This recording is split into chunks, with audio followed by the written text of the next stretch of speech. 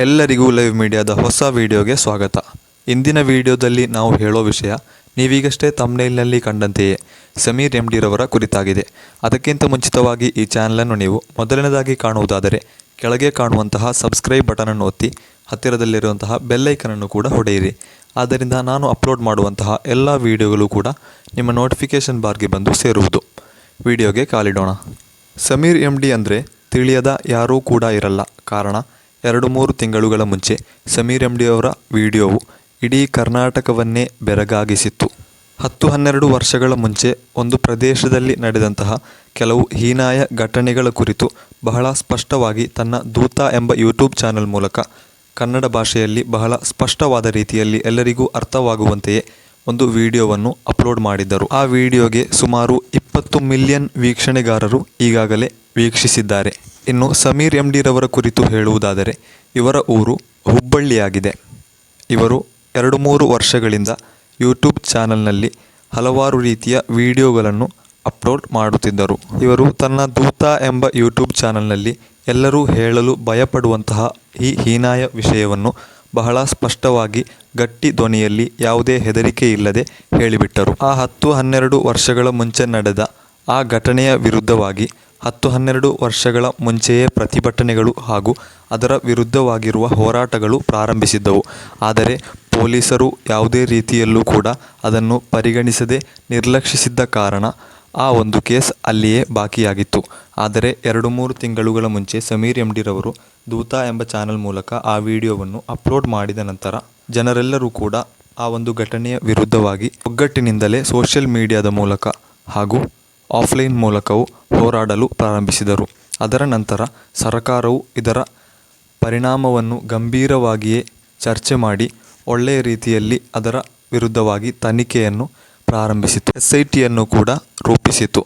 ಆ SIT ತಂಡವು ಈಗಲೂ ಕೂಡ ಒಳ್ಳೆಯ ರೀತಿಯಲ್ಲಿ ಕಾರ್ಯನಿರ್ವಹಣೆಯನ್ನು ಮಾಡುತ್ತಿದೆ. ಆದರೆ 10-12 ವರ್ಷಗಳ ಮುಂಚೆ ನಡೆದಂತಹ ಈ ಒಂದು ವಿಷಯವನ್ನು ಆ ಹೆಣ್ಣು ಮಗಳ ನ್ಯಾಯಕ್ಕಾಗಿ ಹೋರಾಟವನ್ನು ಮಾಡಲು ಪ್ರಾರಂಭಿಸಿದಂತಹ ಈ ಸಮೀರ್ ಎಂ ಡಿ ರವರ ಇಂದಿನ ಅವಸ್ಥೆ ಹೇಗಿದೆ ಎಂದರೆ ಅವರಿಗೆ ಒಂದು ಬಾಡಿಗೆ ಮನೆಯೂ ಕೂಡ ಈಗ ಸಿಗುತ್ತಿಲ್ಲ. ಇವರಿಗೆ ಬಾಡಿಗೆ ಮನೆಯನ್ನು ನೀಡಲು ಎಲ್ಲರೂ ಕೂಡ ಈಗ ಹಿಂಜರಿಯುತ್ತಿದ್ದಾರೆ, ಹೆದರುತ್ತಿದ್ದಾರೆ.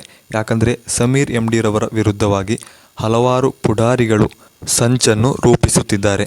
ಸಮೀರ್ ಎಂ ಡಿ ರವರನ್ನು ಬಾಡಿಗೆ ಮನೆಯನ್ನು ನೀಡಿ ಅವರಿಗೆ ಸಹಾಯ ಮಾಡಿದರೆ ಆ ಸಹಾಯ ಮಾಡಿದವರಿಗೂ ಕೂಡ ಇದರ ದುಷ್ಪರಿಣಾಮವು ಉಂಟಾಗಬಹುದು ಎಂಬ ಹೆದರಿಕೆಯಿಂದ ಅವರಿಗೆ ಬಾಡಿಗೆ ಮನೆಯನ್ನು ಕೂಡ ನೀಡಲು ಎಲ್ಲರೂ ಕೂಡ ಹಿಂಜರಿಯುತ್ತಿದ್ದಾರೆಂದು 1 ತಿಂಗಳುಗಳ ಮುಂಚೆ ಸಮೀರ್ ಎಂ ಡಿ ರವರು ತನ್ನ ಯೂಟ್ಯೂಬ್ ಚಾನಲ್ ಮೂಲಕ ಹಾಗೂ ಇನ್ಸ್ಟಾಗ್ರಾಮ್ನಲ್ಲಿ ಪೋಸ್ಟ್ ಮಾಡಿದ್ದರು. ಇಂತಹ ವಿಡಿಯೋಗಳನ್ನು ಹಾಕುವಾಗ ಎನಿಮಿಗಳಿರುವುದು ಸಹಜವಾಗಿದೆ. ಹೀಗೆ ಸಮೀರ್ ಎಂ ಡಿ ರವರು ಬೆಂಗಳೂರಿನ ಒಂದು ಕಟ್ಟಡದಲ್ಲಿ ವಾಸಿಸುತ್ತಿದ್ದರು.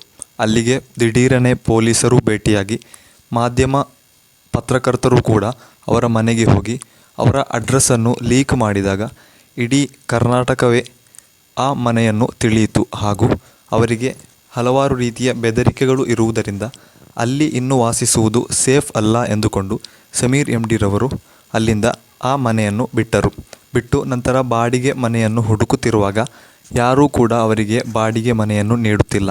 ಯಾಕೆಂದರೆ ಎಲ್ಲರಿಗೂ ಕೂಡ ಹೆದರಿಕೆಯಾಗುತ್ತೆ. ಸಮೀರ್ ಎಂ ಡಿ ರವರಿಗೆ ಒಂದು ತಾಯಿ ಹಾಗೂ ಮತ್ತಿತರ ಸಹೋದರರು ಇರುವುದರಿಂದ ಅವರ ಕುಟುಂಬಕ್ಕೂ ಕೂಡ ಬೆದರಿಕೆಗಳು ಹಲವಾರು ರೀತಿಯಲ್ಲೇ ಇದೆ. ಆದುದರಿಂದ ಸಮೀರ್ ಎಂ ಡಿ ರವರು ಇನ್ನೂ ಕೂಡ ಹಲವಾರು ರೀತಿಯಲ್ಲಿ ಬಾಡಿಗೆ ಮನೆಗಳನ್ನು ಹುಡುಕಿದರೂ ಅವರಿಗೆ ಯಾವುದೇ ರೀತಿಯಲ್ಲೂ ಸಿಗುತ್ತಿಲ್ಲ ಎಂದು ಅವರ 1 ತಿಂಗಳ ಮುಂದಿನ ವಿಡಿಯೋದಲ್ಲೇ ಹಾಕಿದ್ದರು. ಸಮೀರ್ ಎಂ ಡಿ ರವರಿಗೆ ಹಲವಾರು ಕೇಸ್ಗಳು ಇದ್ದರು. ಇದೀಗ 2 ಕೇಸ್ಗಳು ಬಾಕಿಯಾಗಿದೆ. ಮತ್ತಿತರ ಕೇಸ್ಗಳು ರಿಮೂವ್ ಆಗಿದೆ.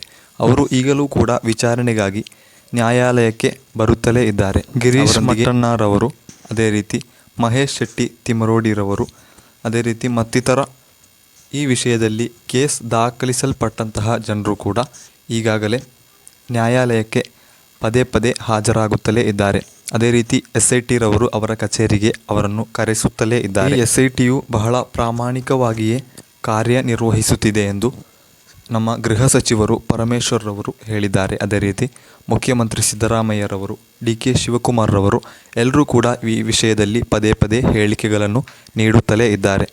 ಅದೇ ರೀತಿಯಲ್ಲಿ ಈ ಒಂದು ಪ್ರಕರಣದಲ್ಲಿ, ಈ ಒಂದು ವಿಷಯದಲ್ಲಿ ಹಲವಾರು ರೀತಿಯ ಯೂಟ್ಯೂಬ್ ವಿಡಿಯೋಗಳು ಈಗಾಗಲೇ ಡಿಲೀಟ್ ಮಾಡಿಸಲ್ಪಟ್ಟಿದೆ. ಯಾಕಂದರೆ ಇದೊಂದು ಅಪಪ್ರಚಾರವಾಗಿದೆ.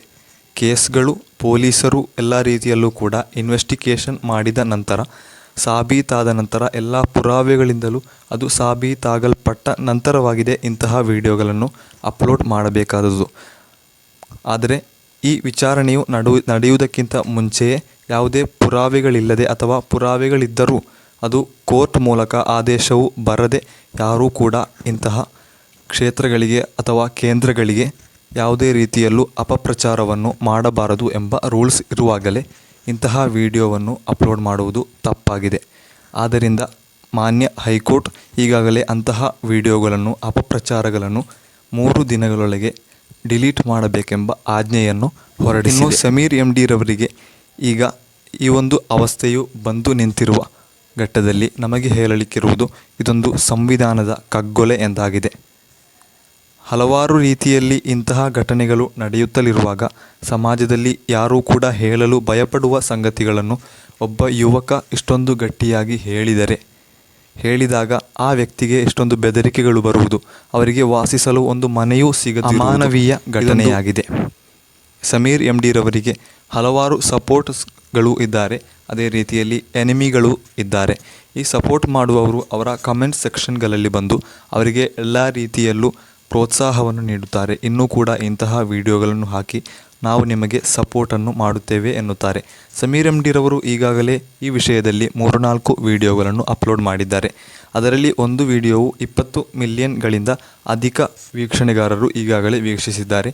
ಅದೇ ರೀತಿಯಲ್ಲಿ ಮತ್ತಿತರ ವಿಡಿಯೋಗಳಲ್ಲೂ ಕೂಡ ಇಂತಹ ಹಲವಾರು ಮಿಲಿಯನ್ಗಳು ಕೂಡ ಅವರಿಗೆ ವೀಕ್ಷಣೆ ಈಗಾಗಲೇ ಆಗಿದೆ. ಇನ್ನು ಕೆಲವೊಂದು ವಿಡಿಯೋಗಳು ಡಿಲೀಟ್ ಮಾಡಲ್ಪಟ್ಟಿದೆ. ಇನ್ನೂ ಕೂಡ ಉಳಿದಿರುವಂತಹ ವಿಡಿಯೋಗಳು ಕೂಡ ಇದೆ. ವಿಡಿಯೋಗಳಿಂದ ನಿರ್ಬಂಧಿಸಲ್ಪಟ್ಟಾಗ ಸಮೀರ್ MD ರವರು ಇನ್ಸ್ಟಾಗ್ರಾಮ್ ಮೂಲಕ ವಿಡಿಯೋಗಳನ್ನು ಹಾಕುತ್ತಿದ್ದರು. ಈ ಮೂಲಕ ಜನರು ಸಮೀರ್ MD ರವರೊಂದಿಗೆ ಸಂಪರ್ಕವನ್ನಿಟ್ಟುಕೊಂಡಿದ್ದರು. ಆದರೆ ಇದೀಗ ಸಮೀರ್ MD ರವರು ಹಲವಾರು ದಿನಗಳಿಂದ ವಿಡಿಯೋಗಳನ್ನು ಅಪ್ಲೋಡ್ ಮಾಡುತ್ತಿಲ್ಲ. ಎಡೆಗೆಡೆಗೆ ಹಾಕುತ್ತಿದ್ದರು. ಈಗ ಅದು ಕೂಡ ಇಲ್ಲ. ಅದು ಹೈಕೋರ್ಟ್ನಿಂದ ಬಂದ ಆಜ್ಞೆಯಾಗಿರಬಹುದು ಎಂದು ಜನರೆಲ್ಲರೂ ಕೂಡ ಈಗ ಹೇಳುತ್ತಿದ್ದಾರೆ. ಮಾನವನಾಗಿ ನಾವೆಲ್ಲರೂ ಕೂಡ ಸಮೀರ್ MD ರವರೊಂದಿಗೆ ನಿಲ್ಲಬೇಕು. ಯಾಕೆಂದರೆ ಇಷ್ಟೊಂದು ದೌರ್ಜನ್ಯಗಳ ವಿರುದ್ಧವಾಗಿ ಯಾರೂ ಕೂಡ ಮಾತನಾಡಲು ಹೆದರುವಾಗ ಇಂತಹ ಒಬ್ಬ ದೃಢ ಹೃದಯದಿಂದ ಒಳ್ಳೆಯ ರೀತಿಯಲ್ಲೇ ಶಬ್ದವನ್ನೆತ್ತಿದ್ದಾರೆ. ಇಂತಹ ವ್ಯಕ್ತಿಗಳಿಗೆ ನಾವು ಪ್ರೋತ್ಸಾಹವನ್ನು ನೀಡಬೇಕಿದೆ ಎಂದು ಹೇಳುತ್ತಾ ಇಂದಿನ ವಿಡಿಯೋಗೆ ವಿರಾಮ. ಬರುವ ವಿಡಿಯೋದಲ್ಲಿ ಕಾಣೋಣ.